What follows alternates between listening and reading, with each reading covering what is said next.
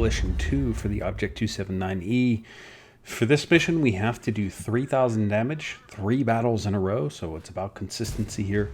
And for the secondary, if we want to get this done with honors, we need to do 4,000 damage, 3 battles in a row, which I did not do. All 3 of these matches that you're about to see, my team did fairly well. We were fairly dominant, and it's actually more difficult to get damage in those types of battles than, say, just an average battle. So let's talk about the tank that I chose here. For me, it was a pretty easy choice. It was the tier 10 Czech medium tank, the TVP. I really am in love with this tank right now. It's one of the more fun tanks to play because of the rapid fire autoloader. You can put out an amazing amount of burst damage in, I think, 6.5 seconds roughly, and I think the alpha works out to be pretty close to 1,200, right around there, and a lot of times you roll higher than that. And it has decent mobility, not the best in class, but it has decent mobility. The only downside to this is this tank has no armor. You're not going to bounce very many shots in this. And sometimes the gun has a little bit of randomness to it. And the other thing that makes it a little difficult for this mission is clip management. You just have to be aware of that, and that's true of any autoloader. The only weird thing about the equipment is, and I've mentioned this in other TVP videos, is I run the camo net on the TVP because I like to play it at a medium distance. You cannot brawl with this tank. It needs to be further back. I don't like to be too far back and sniping, so to speak, because of the way that the gun handling is. So that camo net comes in pretty handy sometimes. Now, there are a ton of good alternatives to do this mission in the Coalition because you're just stacked with great autoloaders. The Bat Chat is probably the top pick. If I didn't have a TVP, I would have done this in a tier 10 Bat Chat. This is still one of my favorite tanks. It's so good in the end game. And I think the other one that is probably interesting for this is the tier 10 Swedish heavy, the Kronvagen. That turret is just so dominant. If you get a map with a hill or any type of rise, you're just going to dominate the enemy and frustrate the heck out of them as you tear their HP apart. So let's look at a couple matches. This actually took me 4 attempts. You can see here I'm a few minutes into this match and I don't have any damage, but I mean, look at that autoloader. Holy moly. You just, you know, that's like a third of the mission right there in one clip. And that's why I think this tank is so good for this. Even though I had a slow start, I was able to catch up basically almost instantly and get to a point where I'm basically almost done. That's how good this is. Now the challenge is that if you're passive in the early part of the game, or you're struggling in the early part of the game, and your team starts to steamroll, it's going to be really, really hard to get the damage. And you could see here, I'm reloading my clip. There's some damage out there I could grab, but I'm not loaded. I had to make the crucial decision to charge in here without a loaded clip, knowing I was going to take some damage. Because if I hadn't done that, I would not have completed the mission. You can see I only got the mission by 1 shot of damage. And so you have to be aware of the HP pool, where the tanks are, etc. And you'll see that in multiple of these battles. So here again, another slow start, hanging back.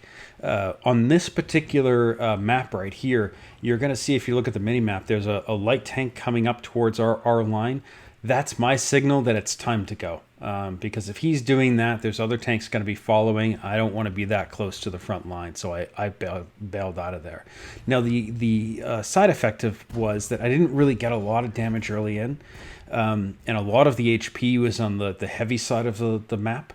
And that put me in a situation where sort of mid to late game, where about half the enemy team was dead, I still needed a lot of damage, and there wasn't a lot left on the enemy team to go grab. And so I was probably a little too passive here because of these couple of shots that I took right there. I didn't want to be fodder as I was running across the map.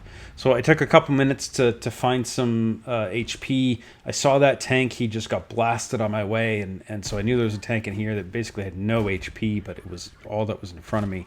And at this point, I know that I really just have to go hunt down the arty if I want to get this done, and that's exactly what I did.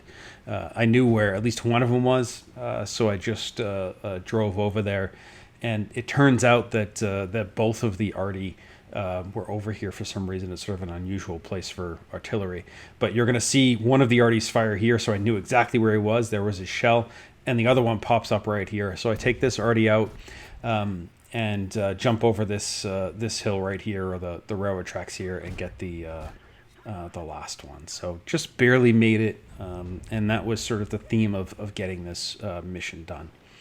And this was probably the one that made me a little nervous. You know, my team actually did a decent job of keeping people on the hill, which is a problem on this map.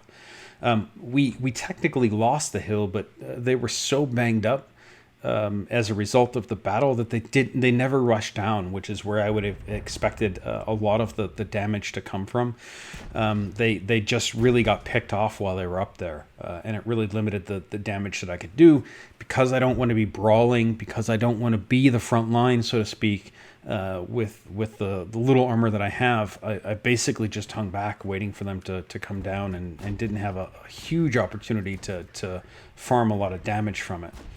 And so I found myself in a position later on where really had no choice but to aggressively go search for HP, and almost didn't get this done. And, you know, I mentioned earlier that it took 4 attempts to do this. On my very first attempt of doing this, I got through the first 2 battles okay.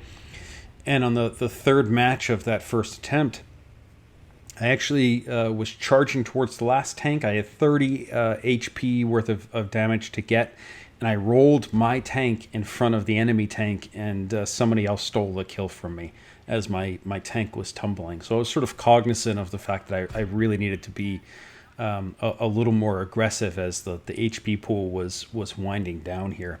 So once again, I'm going for arty. It's a great place to get you know, probably 400 or 500 damage. But I know that there is a medium tank out there that has about 1,000 HP last time he was spotted, and I'm hoping that that he's going to be available. And you see me bounce a shot off the side of that artillery there, so I only got one. But I know I need to do 1,000 damage, so I reload my clip and I go look for this medium tank.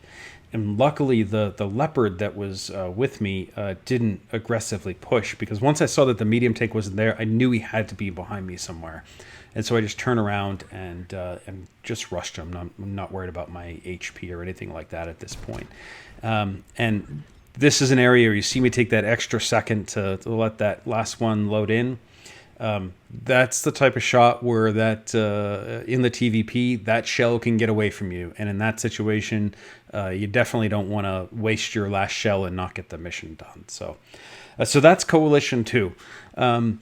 Medium range early on, particularly if you're using an autoloader, because as soon as you empty that clip, you're super vulnerable. You don't want to be rushed by enemy tanks and just get obliterated. You just want to hang back, get a little bit of damage, get 1,000 damage, 1,200 damage, then you can start to be more aggressive. The other thing is you need to be ready to run at any time. You don't want to be hanging around. If you're the front line, it's long past the time to turn around and run. You don't want to be brawling in your autoloader if you can avoid it, particularly if you have no support.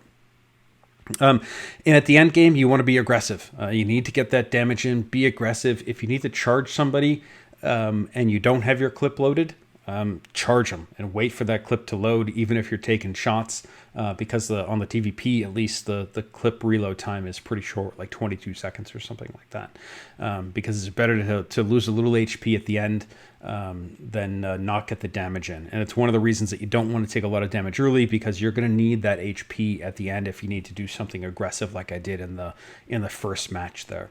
And the other thing is, make sure you're keeping track of the potential of your clip. If you know that you've got 2 shots in the clip and you need 3 or 4 shots worth of damage, you need to reload. You just need to get it done. So just be aware of that in any of the autoloaders, not just the TVP. So that's Coalition 2, guys. It should be easy enough to get this done. Good luck, and I will see you on the next one.